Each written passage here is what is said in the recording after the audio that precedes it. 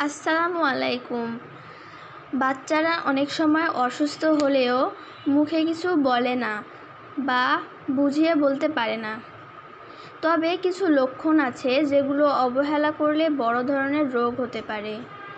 আজকে জানাবো সেই গুরুত্বপূর্ণ লক্ষণগুলো সম্পর্কে। খাবারে অরুচি। আপনার বাচ্চা যদি হঠাৎ করে নিয়মিত খাওয়া বন্ধ করে দেয় বা খাবারে অনীহা দেখায়, তাহলে বিষয়টি সিরিয়াস হতে পারে। এটা হতে পারে জ্বর, ইনফেকশন বা গ্যাস্ট্রিকের পূর্বাভাস। অতিরিক্ত ঘুম বা ক্লান্তি। বাচ্চা যদি সারাদিন ঘুমিয়ে থাকে বা অল্পতেই ক্লান্ত হয়ে পড়ে, তবে এটা রক্তস্বল্পতা, টাইফয়েড সমস্যা বা অন্য কোনো অসুস্থতার লক্ষণ হতে পারে। শরীরে ঘন ঘন জ্বর। মাসে একাধিকবার জ্বর হলে বুঝতে হবে তার রোগ প্রতিরোধ ক্ষমতা কমে গেছে বা শরীরে কোনো দীর্ঘস্থায়ী রোগ বাসা বেঁধেছে। পায়খানার সমস্যা। ঘন ঘন পাতলা পায়খানা বা কোষ্ঠকাঠিন্য যদি নিয়মিত হয়, তবে তা হজমজনিত জটিলতার ইঙ্গিত হতে পারে।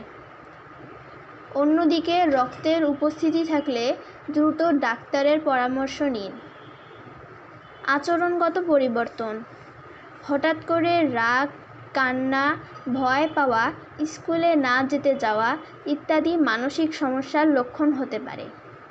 এগুলো মানসিক স্বাস্থ্য বা নিউরোলজিক্যাল সমস্যার ইঙ্গিত হতে পারে। চোখ বা ত্বকের রং পরিবর্তন। চোখ হলুদ হয়ে গেলে জন্ডিসের লক্ষণ হতে পারে। ত্বক বা নখ ফ্যাকাশে হয়ে গেলে বুঝতে হবে রক্তের সমস্যা হচ্ছে। ওজন ও উচ্চতা না বাড়া। বয়স অনুযায়ী ওজন ও উচ্চতা না বাড়লে বুঝতে হবে শরীর ঠিকমতো পুষ্টি পাচ্ছে না। এটা দীর্ঘমেয়াদী শারীরিক জটিলতার লক্ষণ হতে পারে। প্রিয় অভিভাবক, উপরের যে কোনো একটি লক্ষণ যদি আপনার সন্তানের মধ্যে দেখা দেয়, তাহলে অবহেলা না করে দ্রুত চিকিৎসকের পরামর্শ নিন।